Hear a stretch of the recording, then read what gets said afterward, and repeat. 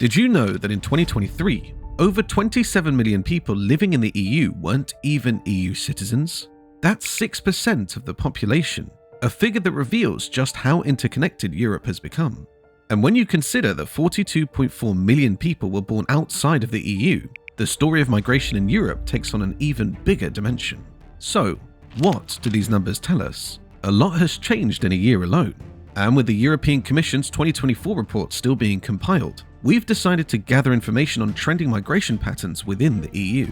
Factors involved include ongoing crises, including those in the Middle East and within Europe itself, the aftermath of Brexit, and political crises that have compelled people to pack up and leave. Of course, we also have the usual, wherein people move for work or to enjoy a better quality of life. Before Brexit and the end of the free movement in 2020, the United Kingdom was one of the top destinations for EU migrants, particularly after the first decade of the 2000s expansion of the EU to include Eastern European nations. The UK's open labour market policies made it a prime choice for workers seeking opportunities abroad. But Brexit changed everything, and we're going to discuss the long-term effects of it several years later. 3 kids, a white picket fence, and a family golden retriever. That's the ideal envisioned by millions of migrants from across the world who migrate to the United States. They're chasing the American dream. That is, a set of ideals on what life would be like in the United States, a nation that's prided itself on being the land of opportunity. We've heard of the American dream quite a lot, and it's usually a tale recalled by migrants as they go through drastic measures to cross into the United States. Some people go through the long and excruciating route of having to file their paperwork amidst a massive backlog. And some people take the relatively short but equally as excruciating route of crossing the border illegally. Through it all, they're determined to live the American dream. What does this tell us about migration? In effect, no one leaves the comfort of their home unless they're promised better living elsewhere. This has been the case for centuries, since time immemorial, where people would leave one settlement and move on to another for a better chance of survival. The American dream encompasses that, but what about the European dream? In April 2024, the European Parliament released an article titled Exploring Migration Causes: Why People Migrate. The article included statistics from 2021 which stated that 5.3% of people living in the EU were migrants. By 2023, as we've already talked about, the number rose to 6%. It's fair to assume that the number for 2024 would be even higher, toppled only by the numbers for 2025 and so on. In essence, the number is only ever expected to go up, and not the other way around. The reason has a lot to do with the European dream. The article then went on to discuss several reasons that led to mass migration, including security, demography, human rights, poverty, and climate change. Take poverty as an example here.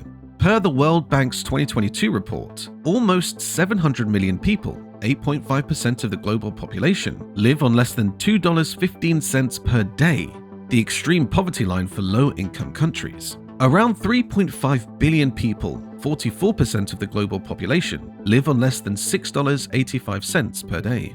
The poverty line more relevant for upper middle income countries. This graph represents the World Bank's report, alongside a projection of how poverty numbers might actually be higher than what we'd anticipated.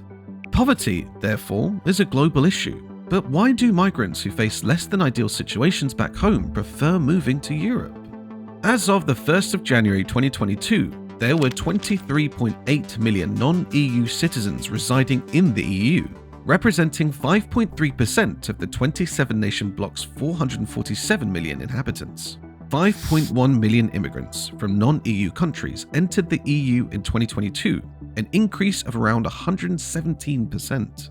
This graph shows how immigration trends in 2022 were far beyond the EU's capacity, yet almost every member state reported high numbers of immigration. See for yourself.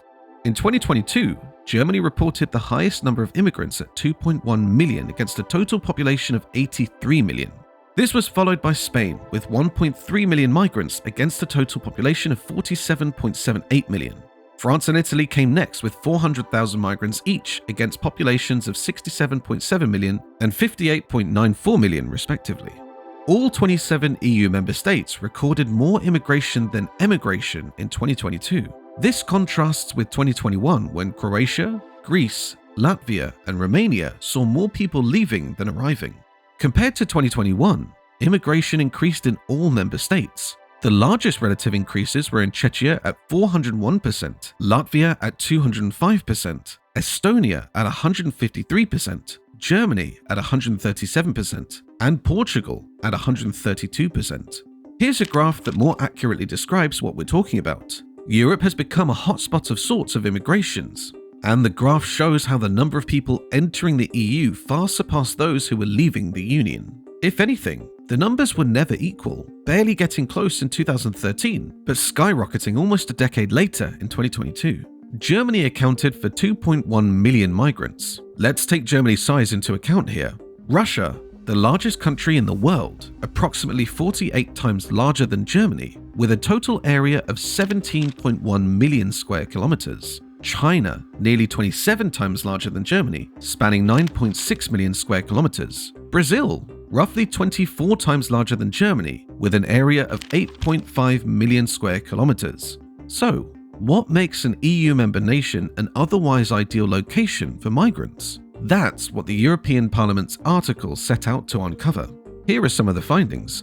In 2022, the EU granted asylum to over 384,000 people, primarily from Syria, Afghanistan, and Venezuela. International rules like the Geneva Conventions aim to protect those escaping conflict and persecution. Demographic changes, like aging populations in some countries, also influence migration policies. For instance, migrants often fill skill gaps and address labor shortages in high-income nations. According to the UN, in 2019, about 169 million people worldwide were migrant workers. Natural disasters, such as floods and hurricanes, force some people to move. Climate change is expected to worsen these events, making environmental migration more common. Estimates suggest that by 2050, the number of environmental migrants could range from 25 million to 1 billion. These migrations are often influenced by poverty, governance issues, and human security. The EU has introduced programs like the Blue Card, single permits, and long-term resident status to attract skilled workers and fill labor gaps. Then, in 2024, the EU adopted a new pact on migration and asylum to improve the asylum process and encourage solidarity among member states. This system allows countries to contribute through financial support, technical assistance, or relocating asylum seekers during crises. In fact, this pie chart represents how different factors contributed to immigration.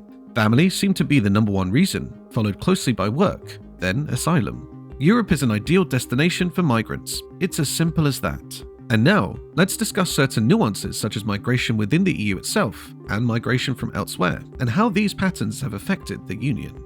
Notwithstanding the fact that migration has existed for centuries and that many immigrants benefit the economy they enter, the EU has been on a mission to curb migration for the longest time. This isn't because of any negative connotations attached to immigrants per se, but the onslaught of the Russia-Ukrainian war, for example, has caused mass migration into the EU in a relatively short time span. Likewise, social and political unrest in various parts of the world has caused people to pack up and leave. Of course, there's also a backlog that has to be addressed since the COVID-19 pandemic, and the number of migrants who want to chase the European dream is increasing year by year. But what is the migrant crisis? Europe faces a mixed migration phenomenon, where economic migrants and asylum seekers travel together. Processing these groups is complicated by inconsistent asylum procedures across the EU member states, further fueling tensions. According to the International Organization for Migration, Europe is the most dangerous destination for irregular migration, with the Mediterranean crossing being the deadliest border route globally. Despite the rising human toll, the European Union's response has been criticized for prioritizing border security over protecting the rights of migrants and refugees. With nationalist parties gaining traction and fears of terrorism influencing public opinion, it remains uncertain whether the EU can implement meaningful asylum and immigration reforms. Political instability in the Middle East, Africa, and South Asia has reshaped migration patterns. The IOM estimated that over 464,000 migrants crossed into Europe by sea during the first 9 months of 2015, with Syrians making up 39% of arrivals, followed by Afghans at 11% and Eritreans at 7%.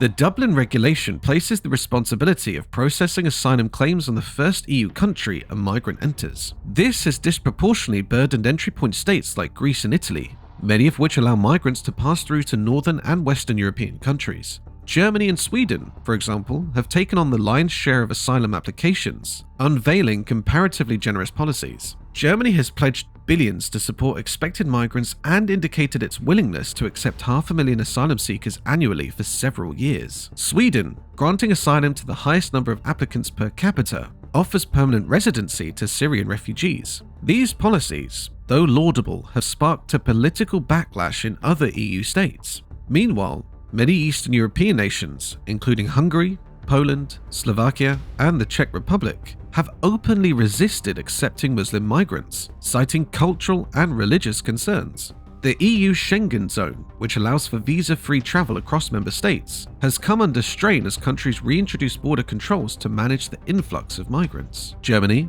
Austria, and other nations have temporarily reinstated border checks, raising concerns about the future of Schengen and European integration. The EU has proposed measures such as resettling migrants across member states, establishing asylum centers in the Middle East and North America, and creating a safe countries list to streamline deportations. Critics argue that these policies fail to address the root causes of migration, such as conflict, poverty, and instability in the origin countries. In the absence of coordinated policies, Europe risks normalizing restrictive practices like border closures and pushbacks, undermining the humanitarian principles on which the EU was founded. As Brookings Institution fellow Khalid Koza warns, securitizing migration could lead to extraordinary and damaging policy responses. The EU faces a critical juncture to uphold its values or succumb to nationalist pressures. According to Eurostat, the employment rate in the EU in the working age population was higher for EU citizens at 76.2% than for non-EU citizens at 63.1% in 2022. In 2023, 11.2 million non-EU citizens were employed in the EU labour market, out of 196.8 million people aged from 20 to 64, corresponding to 5.7% of the total. What do these numbers tell us? At a glance, they tell us that there are several misconceptions surrounding immigrants. The biggest one would be that they're lazy and benefit solely off the EU member states' welfare system. This was one of the chief issues raised by the Brexit movement in 2016, ahead of the referendum that changed everything.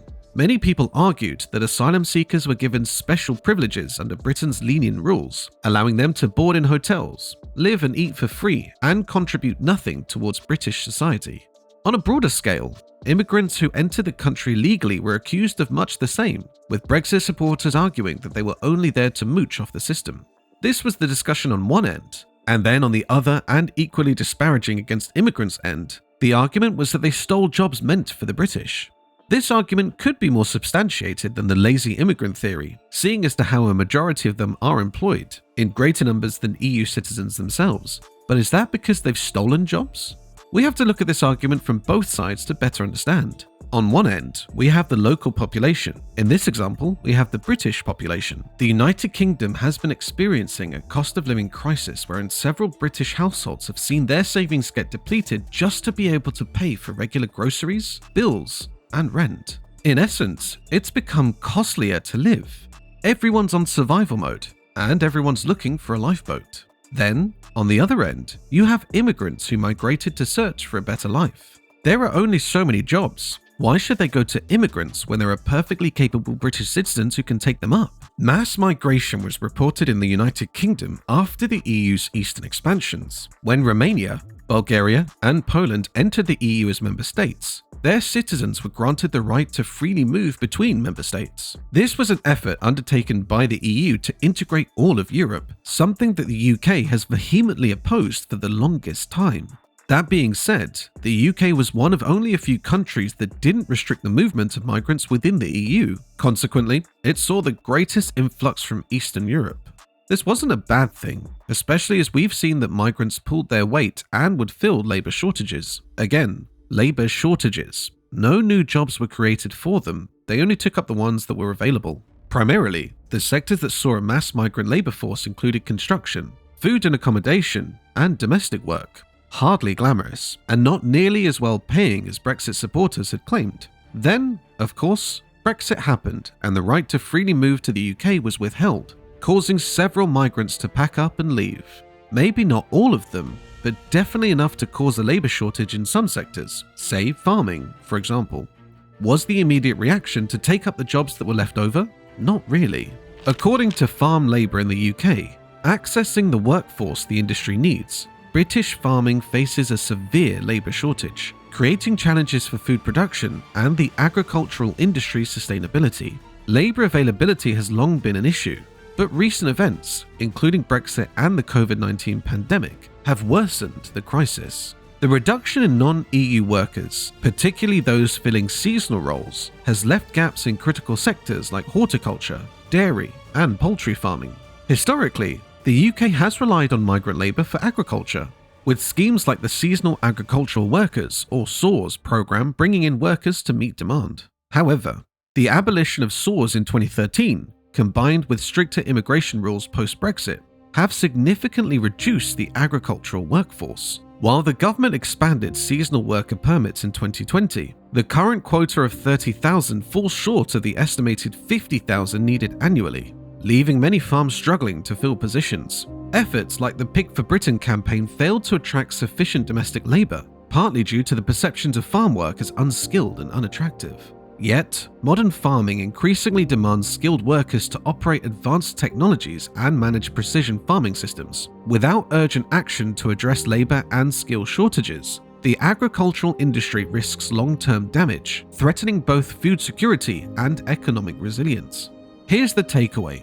Immigrants are not bad, and immigration is not harmful for the economy. But that was something that the UK realised a little too late, specifically after Brexit had already taken place. But where the UK said no more migrants, the European Union opened its doors to more migrants. This open door policy, however, has led to a severe migrant crisis over the years, wherein the number of migrants has far exceeded member states' capacity. Today, a sizable percentage of the total population of the European Union is made up of migrants. They work, contribute to the economy, and otherwise shouldn't be considered proponents of a crisis. That being said, member states now have upwards of tens of millions of migrants. Did Europe overextend its hand?